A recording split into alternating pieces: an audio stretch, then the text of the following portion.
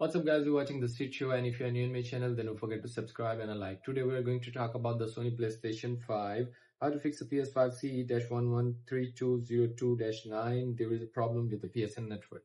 So I'm just going to share my screen on my left side, and here we are at the screen.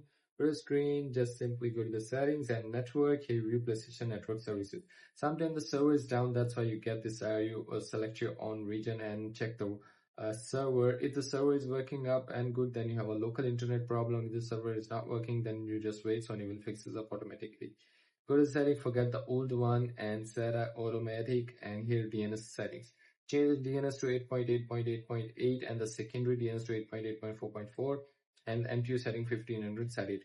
And if you're using a LAN cable, then you do a same settings on it and restart your router and connect it again, and simply that's how you can fix this error. And if you want to ask me a question, then leave a comment in the comment box.